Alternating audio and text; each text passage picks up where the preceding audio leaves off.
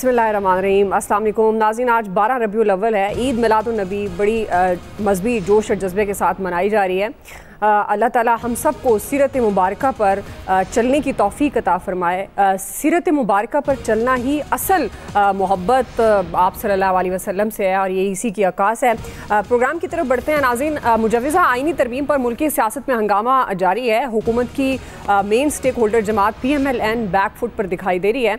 Peoples party आइनी तरमीम पर इत्तफाक राय और मुशावरत के लिए सरगर्म नज़र आ रही है। इत्तलात ये हैं कि गवर्नमेंट ने अपनी हिकमत अमली तब्दील कर दी है और प्राइम मिनिस्टर शहबाज शरीफ ने मौलाना फजलुर रहमान को मनाने के लिए इख्तियारात बिलावल भुट्टो जरदारी को दे दिए हैं।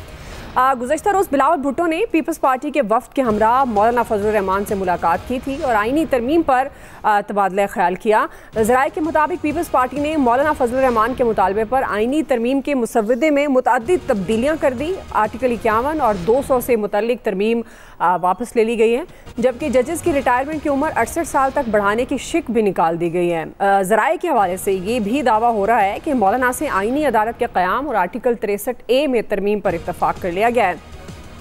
नाज़रीन, पीपल्स पार्टी के सीनियर रहनुमा सैयद खुर्शीद शाह ने आइनी तरमीम पर अपनी जिम्मेदारी का एतराफ़ करते हुए ये कहा है कि पीपल्स पार्टी मुजव्वज़ा आइनी तरमीम पर मौलाना से मुशावरत कर रही है। जब इत्तफाक राय हो जाए तो हुकूमत को बता देंगे। प्राइम मिनिस्टर के सियासी मुशीर राना सना ये कह रहे हैं कि जिन तरमीम पर इत्तफाक हो गया है वो अक्टूबर के पहले हफ्ते में मंजूर कराई जा सकती हैं। नाज़रीन, तहरीक इंसाफ की जानिब से भी मौलाना को राम करने की कोशिश जारी है। आज साबिक सदर डॉक्टर आरिफ अलवी वफ्द के साथ बानी PTI का एक खुसूसी पैगाम देकर मौलाना साहब की रिहाइशगाह पर पहुंचे और उन्होंने उनसे मुलाकात की और आइनी तरमीम समेत मौजूदा सियासी सूरत हाल पर तबादला ख्याल किया गया। वज़ीर आला खैबर पख्तूनख्वा अली अमीन गंडापुर भी आइनी तरमीम के खिलाफ खुलकर सामने आ गए हैं। वो ये कह रहे हैं कि तहरीक इंसाफ अदलिया के साथ खड़ी है, पार्लियामेंट में हुकूमत को शिकस्त देंगे। आइनी तरमीम की मंजूरी तो दूर की बात, हुकूमत को इसे असम्बली में पेश करने की जुर्रत भी नहीं होगी। इसी तमाम सूरत हाल से मुतालिक आज का पहला और बड़ा सवाल, मुजव्वज़ा आइनी तरमीम पर हंगामा जारी, PMLN बैक फुट पर। हम सवाल ये उठाएंगे कि आइनी तरमीम पर इत्तफाक राय और मुशावरत की जिम्मेदारी पीपल्स पार्टी के कंधों पर डाल दी गई है। क्या पीपल्स पार्टी मौलाना को मना पाएगी? तारुफ करवा दूँ, प्रोग्राम में मेरे साथ हैं आमिर इलियास राना साहब, फैसल हुसैन साहब, नवीद हुसैन साहब, मोहम्मद इलियास साहब और खालिद कयूम साहब। आप सबको खुश आमदीद। नवीद साहब, आपसे आगाज़ करी हूँ, चूँकि ये मामला पहले तो हुकूमती वज़रा भी PMLN से जिनका ताल्लुक बहुत ज़्यादा उनकी भी बयानबाजी जारी थी, लेकिन चूँकि जब ये नहीं उसको बस असम्बली इजलास मुलतवी करना पड़ा और फिर उसके बाद ये कहा गया कि 10 से 12 दिन भी लग सकते हैं, कुछ शिकें हैं जिन पर इत्तफाक राय नहीं है, तो अब ये टास्क पीपल्स पार्टी को दे दिया गया है। कल मुलाकात भी हुई बिलावल भुट्टो की, तो आपको लगता है कि पीपल्स पार्टी आइनी तरमीम पर जो नई स्ट्रेटजी के मुताबिक मौलाना साहब को राम कर सकेगी?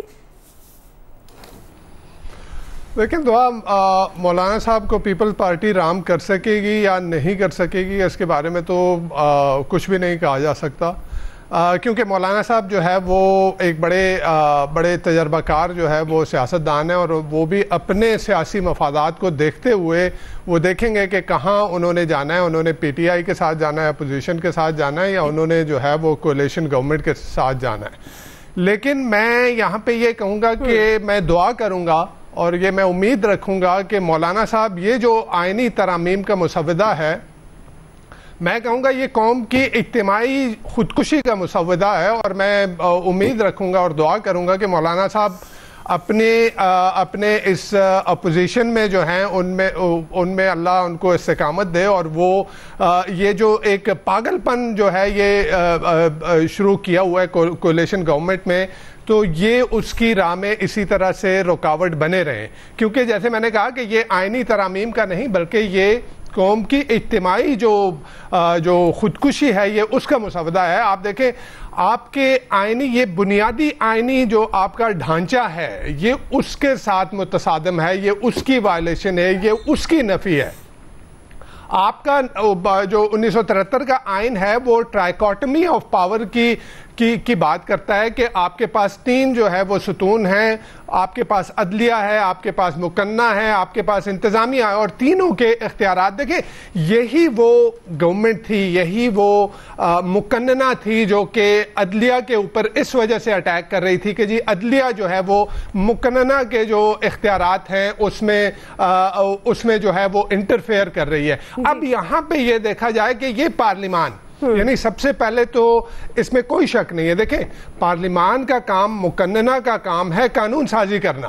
अगर कानून, ये उनका इख्तियार है, लेकिन कानून साजी ये देखी जाती है। हमने ये देखा है, ये जो पार्टियां जो इससे पहले ये जो गवर्नमेंट में रही 16 माह तक, जो जिस तरह की कानून साजी की गई सबके सामने है, और फिर अब जिस तरह की कानून साजी की जा रही है, तो ये तो बेसिकली सुप्रीम कोर्ट को अपने काबू में करने की कोशिश की जा रही है। ये अदलिया की आज़ादी के ऊपर हमला है, जो कि आपके आईनी ढांचे का एक बुनियादी नुक्ता है। ये उसके ऊपर एक जो है, ये इससे पहले हमने देखा था कि जो बातें सामने आ रही थी कि जी जो चीफ जस्टिस है उसके टेन्योर में इजाफा किया जा रहा है, जजेस की जो है वो उनकी जो उम्र है उसमें, यानी सर्विस की जो ड्यूरेशन है उसमें इजाफा किया जा रहा है। लेकिन ये चीज़ सामने आई। अच्छा, उस वक्त भी देख लें जब पार्लियामान का इजलास बुलाया जा रहा था, तो बारहा आपके गवर्नमेंट के स्पोक्स पर्सन ने, आपके लॉ मिनिस्टर ने बारहा ये कहा कि जी नहीं,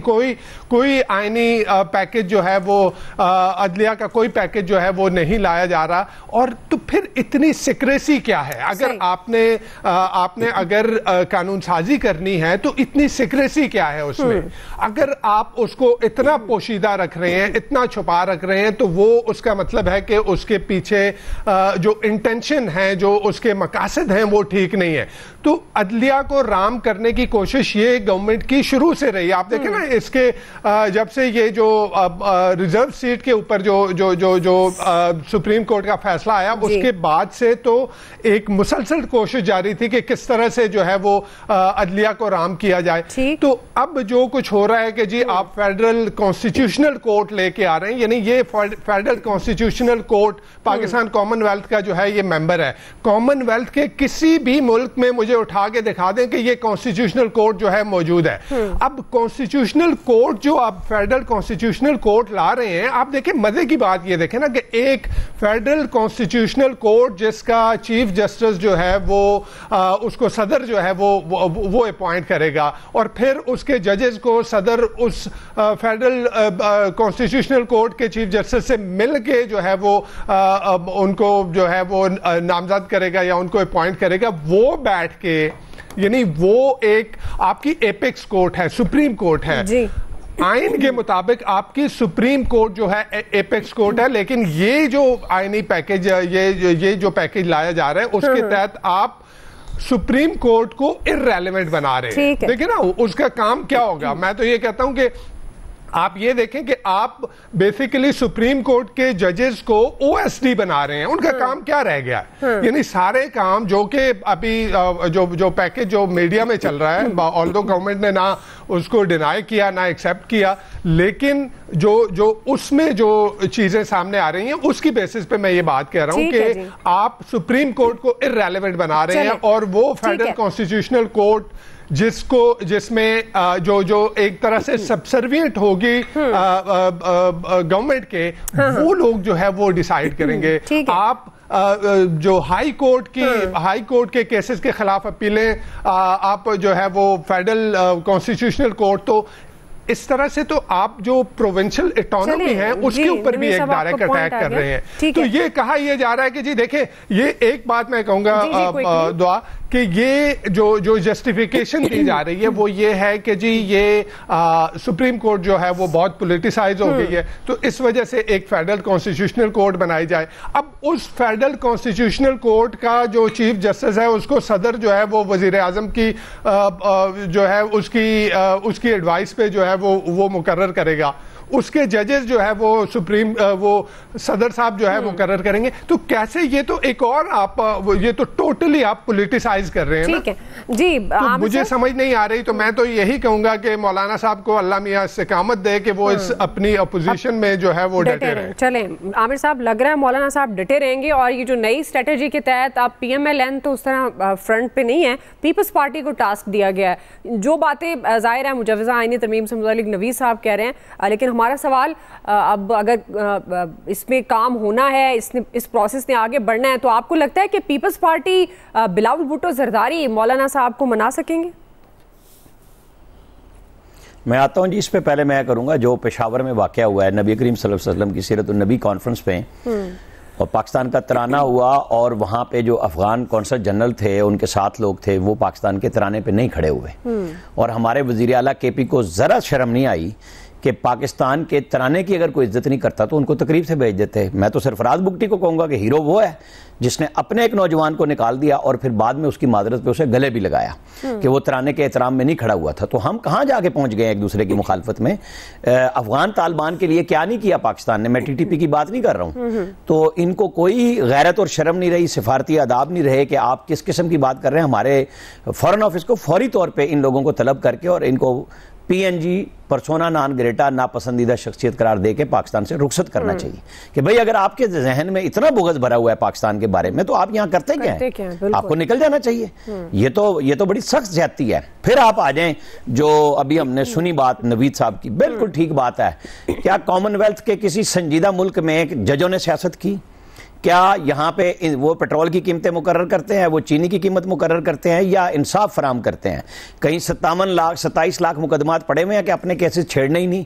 और जनाब वो शायद और डैम बनाने चीफ जस्टिस निकले हुए हैं, रेकोडेक के ऊपर इन्होंने फैसले किए, इन्होंने हमारी स्टील मिल नहीं चलने दी, इन्होंने LNG के मुआहदे नहीं होने दिया। क्या किसी मुल्क में ऐसा हुआ? अमेरिका में जजेस कैसे अपॉइंटमेंट होते हैं, उनकी सियासी असबियत मौजूद होती है, इंसाफ फराम करते हैं। यहाँ पे तो चिटों पर जज भर्ती करते हैं। मतलब हमारे यहाँ कोई गैरत का नाम का कोई चीज ही नहीं रह गई है कि भाई इंसाफ फराहम करना असल हमारी जिम्मेदारी है। लेकिन हमारे वकला भी आज सुप्रीम कोर्ट बार के इलेक्शन होने जा रहे हैं तो जनाब तहरीक चला दो।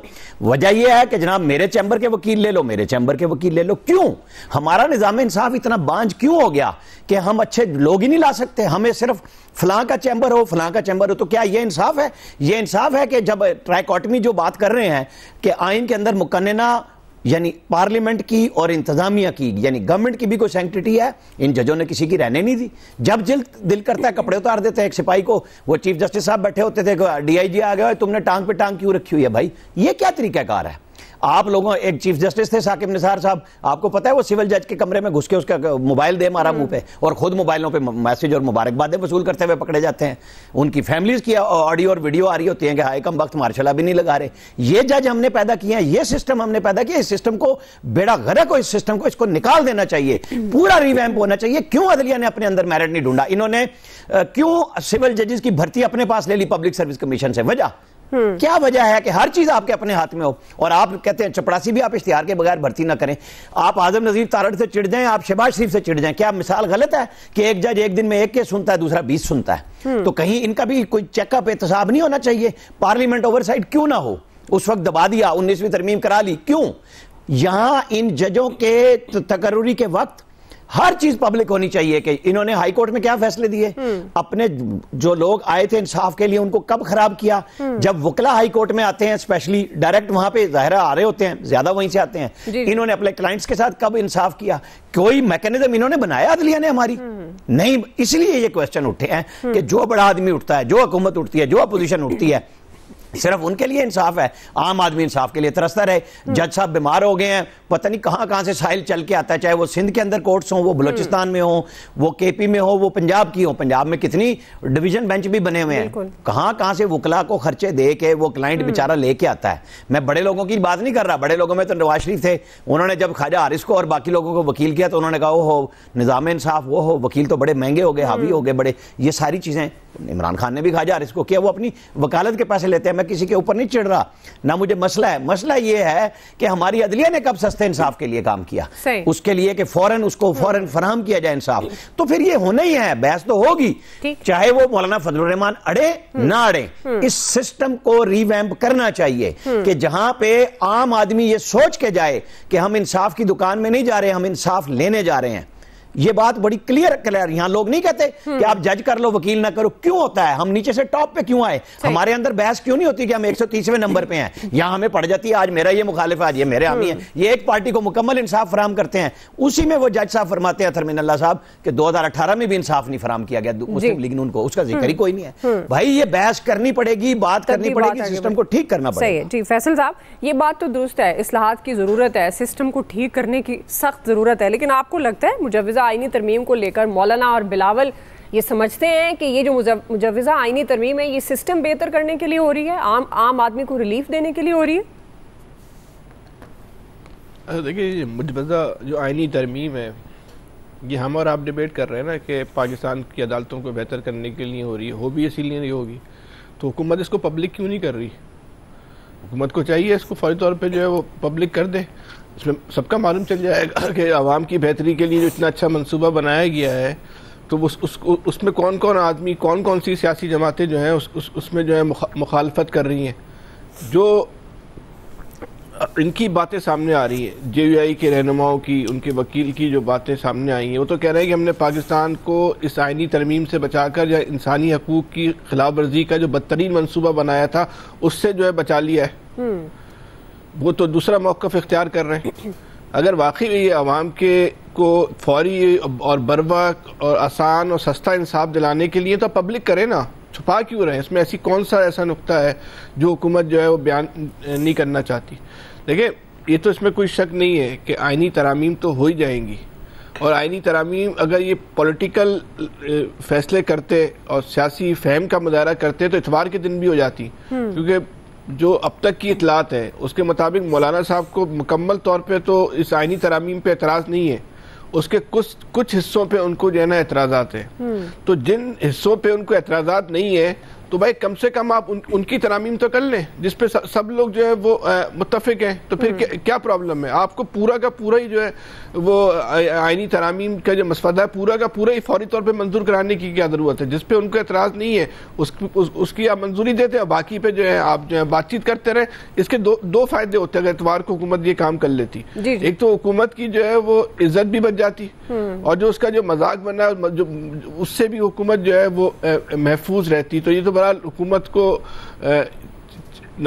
जो आईनी तरामीम होने जा रही थी, जो कि बताया जा रहा है, अगर वाकई वो तरामीम थी और नहीं हुई तो फिर नून लीग को चाहिए मौलाना फजलुर रहमान साहब का जो है ना वो शुक्रिया अदा करे। तो मौलाना साहब ने उनकी इज्जत भी बचा ली, उनकी जो सियासत पे जो हमेशा के लिए एक दाग लग जाता उस दाग से भी जो है वो नून लीग को जो है वो बचा लिया। फिर एक अहम बात, ये कोई सौदेबाजी हो रही है, क्या हो रहा है कि बिलावल साहब को भेज रहे हैं, फलाने साहब को भेज रहे हैं, ढिमकाने साहब को भेज रहे हैं। भाई आप जाए ना, हुकूमत जाए ना, हुकूमत को क्या अपना केस पेश करना नहीं आता? क्या हुकूमत को इस बात का यकीन कामिल है कि उसकी बात में इतना वजन नहीं है?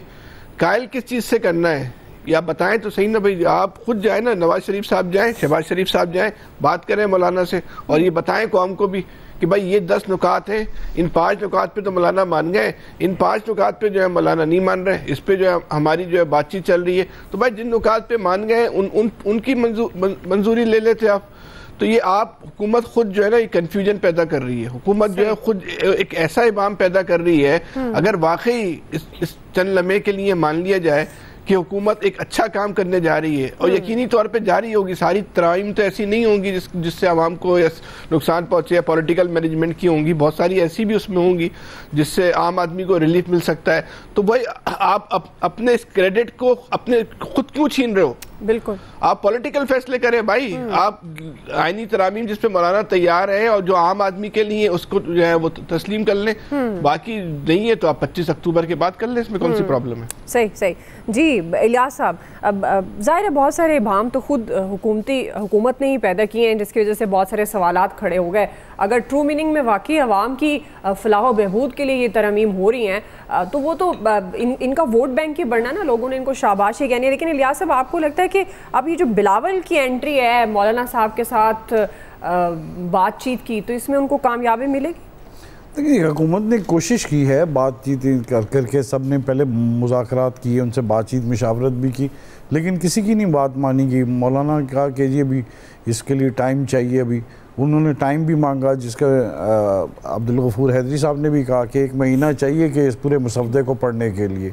इसमें कुछ चीज़ों पर उनको इतराज़ भी है, तो वो ज़ाहिर है वो तमाम चीज़ों को है। अब ज़ाहिर है इन्होंने गवर्नमेंट ने अपने इत्तेहादी बिलावल भुट्टो साहब को ये जिम्मेदारी दी है कि जाके इनको बातचीत करें, उनसे बातचीत। ज़ाहिर है पीपल्स पार्टी के भी कुछ खदशात हैं, कुछ उनके हैं कि वो चाहते हैं कि जी मुजवजा जो हैं तरामीम उन पर किया जाए। तो ज़ाहिर है ये बैठ के आपस में डिसाइड करेंगे, डिसाइड करके इनमें से जो कुछ ऐसे हैं जिनकी तरामीम होनी चाहिए जो अवामी मफाद के लिए हैं, उस पर तो आपस में समझौता करेंगे, लेकिन फिर उसमें से देखेंगे कि उसको किस तरह कर सकें, और फिर जाके गवर्नमेंट से जाके बातचीत करके एक दरमियानी रास्ता निकालने की कोशिश की जा रही है। क्योंकि वैसे तो आप देख लें कि अपोजिशन की जानिब से तो इनको ना है, और मौलाना ने भी इस पर यानी कि इन्होंने भरपूर तरीके से पूरे 2 दिन कोशिश कर ली कि जी इजलास भी बुला के मौलाना को लेके चले जाएं, जाके मना लें और जाके ये तरमीम कर लें, किसी तरीके से अपने जो वोट हैं वो पूरे कर ले जाएं। लेकिन वो नहीं हो सके, ना ही कौमी असम्बली में ना सेनेट में, क्योंकि जब तक मौलाना का पलड़ा भारी है इस वक्त, और मौलाना के जो इस वक्त जो है जो जिस तरह इन्होंने इत्तेहादियों ने और गवर्नमेंट ने उनके साथ किया, जो अभी माजी करीब में उनके साथ हुकूमत साजी के दरमियान उनको बिल्कुल नज़रअंदाज कर दिया गया। तो अब मौलाना ने तो बिल्कुल बताना है, सबको भी बताना है, इस्टेब्लिशमेंट को भी, इनको भी बताना है कि जी मेरी अहमियत बहुत ज़्यादा है इस मुल्क में, और सियासी तौर पर जो बसारत है वो सबसे ज़्यादा जो है वो इनकी है। लोग जो कहते हैं ना कि वो हैं जिनकी बसारत, वो जो है जी सियासी लीडर हैं, बड़े हैं, उनसे ज़्यादा है, और ये इनका मौजूद होना इनका बहुत ज़रूरी है उनके साथ गवर्नमेंट चलाने के लिए।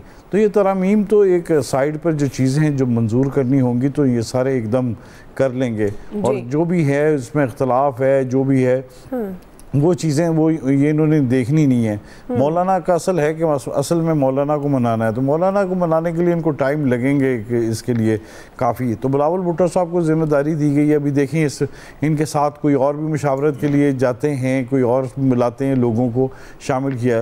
अव्वल तो बिलावल भुट्टो को इसलिए जिम्मेदारी दी गई क्योंकि मौलाना से एक सॉफ्ट कॉर्नर रखते हैं उसके लिए, उनके लिए, तो वो इसलिए उनको ये दी गई ये तमाम जिम्मेदारी कि वो कुछ करें, कुछ दरमियानी रास्ता निकालें। जाहिर है इसलिए प्राइम मिनिस्टर ने और जो इनकी टीम है बैठी है इस पर बातचीत करके कुछ दरमियानी रास्ता निकालने की कोशिश करेंगे ताकि इनकी इज्जत भी बच जाए और तरामीम भी जरूर मंजूर हो जाएं। वरना तो वो जो है इस मसले में जो है डेडलॉक इसी तरह रहेगा जिस तरह है कि, तो इसके लिए टाइम ये चाहते हैं कि जल्दी इसी महीने में, अब तो जाहिर है अक्टूबर तक चलेगा मसला, लेकिन अब देख लें अब कि मना सकते हैं कि नहीं। ये बिलावल भुट्टो साहब कोशिश करेंगे कि रास्ता निकालें। नून लीग क्यों बैक फुट पर फिर चली गई, ये जिम्मेदारी उन्होंने पीपल्स पार्टी को क्यों दी? देखिए कि इस आईनी तरमीम के मामले को एडमिनिस्ट्रेटिवली डील किया गया, सियासी अंदाज से हुकूमत की तरफ से डील नहीं किया गया।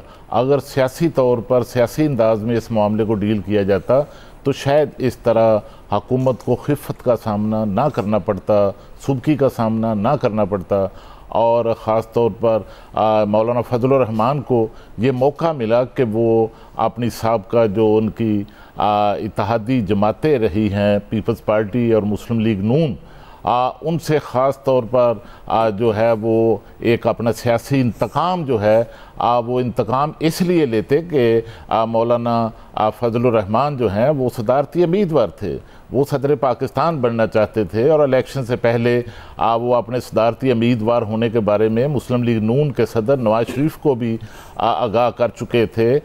सदर पाकिस्तान आसिफ अली जरदारी को भी उन्होंने अपनी इस ख्वाहिश का इजहार किया था। तो ये फिर एक मौका अब आया है जिसमें उन्होंने अपना सियासी इंतकाम लिया है। और इस हवाले से देखिए कि मैं आमर साहब की बात पर भी थोड़ी बात करना चाहता हूँ कि पूरी दुनिया में कहीं भी नहीं है कि जजेस जो हैं वो जजेस को अपॉइंट करें, और यहाँ पर मामला ये हुआ कि जब 18वीं तरमीम में जो पार्लिमानी कमेटी थी पार्लिमान के जो अरकान थे उनको अख्तियार दिया गया जजेस की अपॉइंटमेंट का, तो फिर उस वक्त के जो चीफ जस्टिस जिनको जो है साबिक वज़ीर आज़म सैयद यूसुफ रज़ा गिलानी ने बहाल किया, और उनको बहाल करवाने में मुस्लिम लीग नून के सदर साबिक वज़ीर आज़म नवाज शरीफ ने तहरीक चलाई। और फिर देखा कि जो 18वीं तरमीम में जजेस की अपॉइंटमेंट का मामला था, उस पर तरमीम को जो है वो ख़त्म करने के लिए 19वीं तरमीम जो है वो की गई, और फिर इससे जो है हमारी अदलिया जो है वो हुकूमत से भी ज़्यादा ताकतवर हो गई, और इतनी ताकतवर हो गई कि जिन दो वज़राए आज़म ने जो है जजेस को, अदलिया को बहाल कराया था, फिर इसी अदलिया ने इन दोनों वज़राए आज़म को जो है वो इक़्तिदार से निकाला, हुकूमत से निकाला। तो मैं समझता हूँ कि अब भी इस वक्त जो बिलावल भुट्टो जरदारी को रोल दिया जा रहा है वज़ीर आज़म पाकिस्तान की तरफ से कि वो मौलाना फजलुर रहमान के साथ मशावरत के ज़रिए जो है वो कंसेंसस से जो है वो तरमीम को तैयार करे, तो उसमें बाज़ तरमीम तो ऐसी हैं, और ख़ास तौर पर जो कॉन्स्टिट्यूशनल कोर्ट का मामला है या जजेस की जो अपॉइंटमेंट के हवाले से जो मामला है, या दीगर कुछ तरमीम हैं जो उन पर तो इत्तफाक़ राय जो है वो हो सकता है, क्योंकि JUI की तरफ से भी इन नकात पर कोई इतने बड़े एतराज़ात नहीं है, ताकि PTI की तरफ से भी कॉन्स्टिट्यूशनल कोर्ट जो है उस पर कोई शायद एतराज़ात ना हो। असल मामला ये है कि जब कॉन्स्टिट्यूशन के अंदर तरमीम की जाती है या कॉन्स्टिट्यूशन बनाया जाता है तो वसी तर इत्तफाक़ राय हासिल किया जाता है।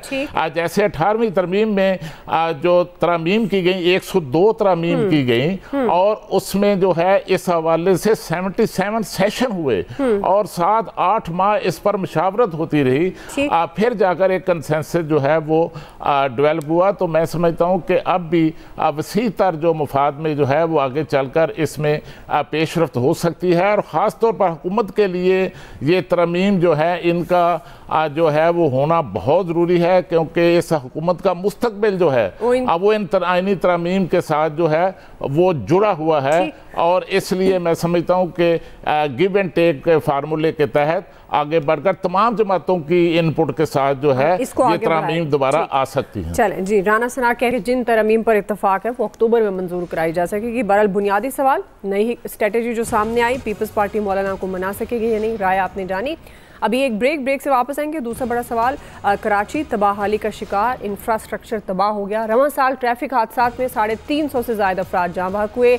हम ये सवाल उठा रहे हैं कि कराची की तबाहाली का जिम्मेदार कौन है, वफाक है या सूबाई हुकूमत? राय लेते हैं ब्रेक के बाद।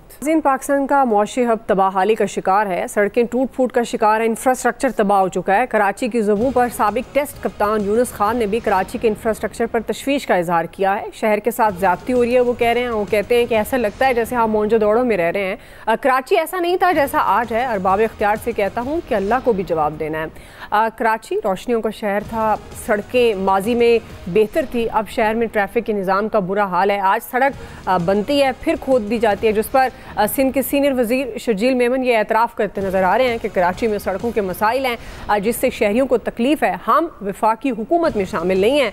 कराची को वफाक की जानिब से जो शेयर मिलना चाहिए वो नहीं मिला। इसी पर हमारा सवाल, फैसल साहब आपसे आगाज़ करूँगी। चूँकि जो कराची की तबाहाली है, अब शर्जील मेमन साहब कह रहे हैं कि जो शेयर वफाक से हमें मिलना चाहिए वो नहीं मिला, शायद इस वजह से इंफ्रास्ट्रक्चर पर उस तरह से खर्च नहीं किया जा सका। तो आप समझते हैं कि इसकी जिम्मेदार सूबाई हुकूमत है या वफाक? बहुत सारे जो आपका सवाल है ना, इसके कसीरुल जहती पहलू हैं। सबसे बड़ी बात तो यह है कि इस वक्त शहर का सबसे बड़ा मसला यहाँ पॉलिटिकल लीडरशिप नहीं बची इस शहर के अंदर। इस शहर का कोई केस लड़ने वाला जो है वो शहर में जो है ना मौजूद नहीं है, जो शहर की जो है मसाइल की बात कर सके। और शायद शहर को यहाँ तक पहुँचाने वालों का जो उनकी जो ख्वाहिश थी वो भी यही थी कि शहर को जो है किसी पॉलिटिकल लीडरशिप से जो है वो महरूम कर दिया जाए। इसलिए शहर में एक पॉलिटिकल इंजीनियरिंग की गई और एक जो है मसनूई क़यादत को जो है वो शहर पे जो है वो मुसल्लत करने की जो है वो कोशिश की गई। अब इस शहर का जो मसला है और उसका जो हल है, वही हल जो है लाहौर का भी है, वही पेशावर का भी है, वही पूरे पाकिस्तान का भी है, वही पाकिस्तान की मजबूती और सलामती का भी है कि पाकिस्तान को इस वक्त आप एक मजबूत मरकज़ से नहीं चला सकते। भाई कराची को पैसों की ज़रूरत है तो कराची इस्लामाबाद को क्यों देख रहा है? कराची के पास तो इतने वसाइल हैं। भाई कराची तो इस्लामाबाद को पालता था, वो अपने ही पैसों के लिए इस्लामाबाद को क्यों देख रहा है? या रहीम यार खान के पास मसाइल हैं या किसी पेशावर के किसी शहर में मसाइल है तो वफाक इस्लामाबाद को क्यों देखता है? कि जब तक इस मुल्क के मरकज को कमजोर नहीं किया जाएगा, जब तक इस मुल्क के सूबों को कमजोर नहीं किया जाएगा और शहरों को ताकतवर नहीं किया जाएगा, आप पाकिस्तान को किसी तौर पे भी तरक्की के रास्ते पे डाल ही नहीं सकते। इस वक्त पाकिस्तान के जो भी मसाइल है जिससे आज पाकिस्तान इस हाल तक पहुंच गया, इसका सबसे बड़ा सबब जो है पाकिस्तान का मजबूत मरकज और मजबूत सूबे हैं। आपको पाकिस्तान को बचाना है, मुस्तहकम करना है, तो आपको इस सूबों को मरकज को इंतहाई हद तक कमजोर नहीं बल्कि लूना और लंगड़ा बना दे। इनको कोई जरूरत नहीं वफाक में नहीं इतनी सारी जो है वजारतों की, 3-4 वजारतें होनी चाहिए, खजाना हो, दिफा हो, खारजा हो, इसके अलावा बाकी जो है वो रेगुलेटरी बॉडीज बनाते। बाकी क्या जरूरत है वफाक के पास? इतनी सूबों की जरूरत नहीं है। शहरों को खुद चलाने दें, शहरों को खुदकार निजाम के तहत खुद चलाने दें, वो अपने वसाइल जो है खुद पैदा कर देंगे। आप इतनी बड़ी आईनी तरमीम होने जा रही है, आप अदालतों को, अदालत एक इदारा है, आप इदारे के मसले को हल करने जा रहे हैं, आप पाकिस्तान के मसले को हल करें तो बहुत से मसले खुद बर खुद जो है हल हो जाएंगे। ये वक्त था इस आईनी तरमीम के साथ कि इस वक्त जो है बल्दियाती निजाम को, पाकिस्तान के बल्दियाती निजाम को आईनी तहफ़्फ़ुज़ दे दिया जाता कि जिस तरह मुल्क में कौमी असम्बली के और सूबाई असम्बली के इलेक्शन ना हो तो वो आइन की खिलाफ वर्जी होती है, इसी तरह अगर बल्दियाती इलेक्शन ना हो तो उसको भी आइन की खिलाफ वर्जी किया जाए। पाकिस्तान के मसाइल का वाहिद हल ये है कि पाकिस्तान के तमाम शहरों में खुदकार, खुद मुख्तार और बाइख्तियार जो है बल्दियाती निजाम जो है वो लाया जाए। इसके अलावा किसी तौर पे भी इस मुल्क को आप मसाइल से नहीं निकाल सकते। ये 70 साल का तजुर्बा है, खुदा के लिए अब सीख लें इस बात को। जी आमिर साहब। फैसल की सारी बातों से इत्तेफाक करते हुए बताऊंगा आपको कि आइन ने 18वीं तरमीम में, जिस पे ये फैसल साहब बड़े मोतरद रहते हैं, रास्ता दिया है और कराची शहर उससे सबसे ज़्यादा मुस्तफ़ीद हो सकता है। ज़रा सिंध के सीनियर मिनिस्टर और सिंध के वज़ीर आला से पूछें कि जो कराची 50% से ज़्यादा कैंटोनमेंट्स में है, DHAs में, उसका टैक्स क्यों नहीं वसूल करते? ये नहीं वसूल कर सकते, ये सिंध हुकूमत की जिम्मेदारी है। आइन में लिखा हुआ है कि ये टैक्स सूबाई हुकूमत ले लेना है। क्यों ले रहे हैं वो लोग सारे? आप ले लें टैक्स। जो कहानी सुना रहे हैं कि विफाक ने देने हैं, भाई जब विफाक में थे तब कराची में कौन से हुन बरसा रहे थे आप? जब कराची में बकौल फैसल के असल की आदत थी, पिछली दफ़ा भी यही की आदत थी, इस दफ़ा भी यही है, पिछली दफ़ा एक को जिता दिया, इस दफ़ा एक को जिता दिया। तो जो असल की आदतें थी MQM की, वो क्या करते रहे? वो भी तो हमें TV पे ही सुनाया करते थे सारे मसले। इशू ये है कि अहले कराची में हमेशा से कहता हूँ कि साथ होना चाहिए कि भाई ये वज़ीर आला किस मर्ज की दवा है। अंदरूनी सिंध पहुंच जाते हैं फलाना दिखाने, भाई पहले कराची को ठीक करो ना। उसके तो अपने आपके पास रेवेन्यूज इतने ज्यादा हैं, एवेन्यूज इतने ज्यादा हैं, आप थोड़ा सा काम करें, लोग खर्चे दे देंगे आपको। अगर वहां करोड़ों लोगों को बिठा के मुफ्त में खाने खिलवाए जा सकते हैं, कराची के अहले सरवत लोग इस्लामाबाद तक आके खर्च कर रहे हैं स्कूलों में, बच्चों में जाके, तो आप वहां पे क्यों नहीं करा सकते? भाई मतलब मसला ये है कि लोगों को ये पता चल गया है कि आप कराची से कमा के और बाहर लेके जा रहे हैं पैसे, आप सिंध में भी नहीं लगा रहे। या तो ये होना कि जी चले कराची को छोड़ दें, आपने अंदरूनी सिंध बहुत अच्छा कर दिया हो, वहां भी तबाही है, ना तालीमी निजाम रहा है ना कुछ है। तो सिंध हुकूमत को होश के नाखून लेने चाहिए। बिलावल भुट्टो साहब बिल्कुल जमहूरियत की दुहाई भी दें, सब कुछ करें, लेकिन जहां से उठ के आ रहे हैं, जहां से हुकूमतें बन रही हैं, उसके ऊपर होनी चाहिए तवज्जो। हाँ, MQM की जो आज क़यादत है जुर्रत पैदा करे और खड़ी होकर कहे कि जनाब आपको हमारे वोट चाहिए। आप सिंध हुकूमत को, चारों सूबाई हुकूमतों को पाबंद करें आइन में कि ये फंड्स लाजमी तौर पर डिस्ट्रिक्ट गवर्नमेंट्स को बगैर किसी तातुल के देंगे। पैसे तो विफाक दे रहा है ना, विफाक और क्या करे? आपको 50% से ज्यादा सूबों को दे रहा है, तो फिर वो खर्च तो करे ना अजला में, मन मर्जी तकसीम क्यों होती है? बिल्कुल जी। खालिद कयूम सब कौन जिम्मेदार है? सूबाई? मैं समझता हूँ कि कराची के जो मसाइल हैं इस वक्त, तो उसके जिम्मेदार वफाक भी है और सूबा भी है। और वफाक का जो है वो अगर आप देखें कि MQM जो है जितनी बार इक़्तिदार में शामिल हुई है, कराची के नाम पर शामिल हुई है, कराची के मसाइल को ख़त्म करने के दावे पर जो है वो हुकूमत में शामिल हुई है, लेकिन आज तक MQM जो है वो कराची के मसाइल हल करने में नाकाम रही है। और दूसरा सबसे बड़ा मसला जो है वो ये है कि NFC अवार्ड के तहत जो जिस तरह आमिर साहब फरमा रहे थे कि सूबे जो हैं उनको जो वसाइल दिए जाते हैं वो आगे पाबंद हैं कि जो वसाइल वफाक से मिलते हैं उनको तमाम सूबे के अवाम में, तमाम अजला के अंदर उनकी आबादी के मुताबिक जो है मुनसफाना तौर पर जो है वो तकसीम हो। और बदकिस्मती से 53% जो हमारी रेवेन्यू कलेक्शन है हमारे इस रवा माली साल के दौरान भी 12,900 अरब रुपए में से जो है 50% से ज़ायद जो है वो कराची से कलेक्ट होते हैं टैक्सेस, लेकिन कराची पर खर्च नहीं किए जाते। कराची के जो बड़े प्रोजेक्ट हैं जो K4 का प्रोजेक्ट है, जो कराची सर्कुलर रेलवे का प्रोजेक्ट है, दूसरे जो मनसूबा जात है, सड़कों की टूट फूट का मामला है, इसके लिए मैं समझता हूँ कि सूबे को भी वसाइल जो है उनका रुख कराची की तरफ करना चाहिए और वफाक को भी चाहिए कि इस हवाले से कराची में अपने मेगा प्रोजेक्ट जो हैं वो शुरू करें। ठीक है क्विकली नाज़रीन, ब्रेक से वापस आएंगी। सवाल नवीद साहब और इलियास साहब का टेक लेते हैं, हमारे साथ रहिएगा। वेलकम बैक नाज़रीन। नवीद साहब, आपको क्या लगता है जो शर्जील मेमन साहब कह रहे हैं कि विफाक से जो शेयर मिलना चाहिए वो नहीं मिला, वो ये भी शिकवा कर रहे हैं शायद कि पीपल्स पार्टी वफाकी हुकूमत में शामिल नहीं है, इसलिए इंफ्रास्ट्रक्चर से मुतल्लिक उनसे बनता नहीं है, तो आपको लगता है कि आपके ख्याल में कौन फिर जिम्मेदार है, सूबाई हुकूमत खुद या वो जिस तरह वफाक को कह रहे हैं?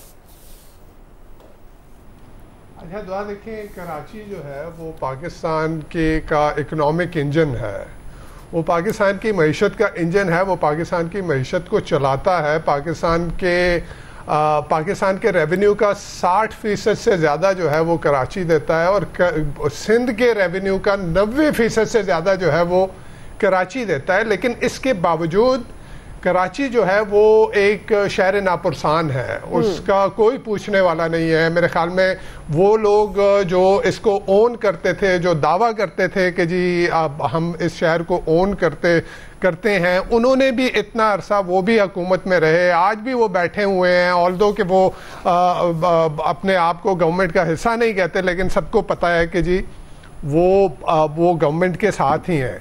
और फिर पीपल्स पार्टी जो पहले ये था कि जी कराची से हमें वोट नहीं मिलता, इस दफ़ा जो भी कह लें आप, वो जिस तरह का भी इलेक्शन हुआ उसमें इन्होंने सीटें तो ले ली, फिर आपका मेयर भी आपने बनवा दिया। पहले यही होता था कि मेयर और चीफ मिनिस्टर की लड़ाई में कराची सफ़र करता था, अब तो चीफ मिनिस्टर भी आपका, मेयर भी आपका, और उसके बावजूद तो बात ये है दुआ कि प्रायोरिटीज़ की बात है।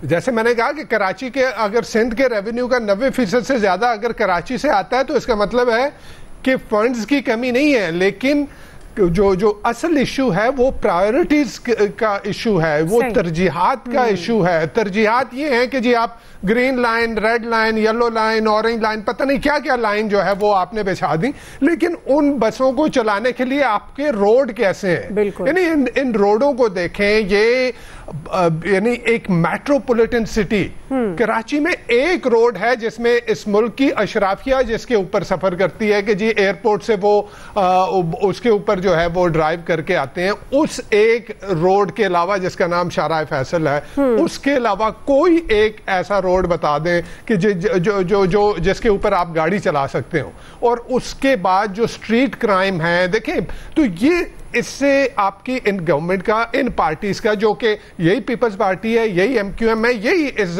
इक्तिदार में रहे हैं ना इस शहर में, इस सूबे में, तो भाई इन्होंने क्या किया? इसका मतलब है कि उनकी प्रायोरिटीज हैं ही नहीं इस शहर को जो है वो जो मुल्क का माशी इंजन है, वो जो इसकी पूरे मुल्क की मईशत को चला रहा है, उसकी जो है वो बेहतरी के ऊपर जो है वो तवज्जो दी नहीं जाती। और हर साल यही होता है कि देखिए मानसून से पहले कारपेटिंग कर ली जाती है लोगों को दिखाने के लिए कि जी रोडों के ऊपर कारपेटिंग होगी, उनको पता होता है कि मानसून आएगा और फिर बारिशें होंगी, आपका जो सीवरेज का सिस्टम है वो कोलैप्स करेगा, पानी रोडों पे आएगा और वो जो कारपेटिंग हुई है वो उसको बहा के ले जाएगा और उसके बाद जो है आप देखेंगे। और ये बिल्कुल दुरुस्त यूनुस खान ने बात की कि ये तो मोहनजोदाड़ो से भी जो है ना वो बदतर है।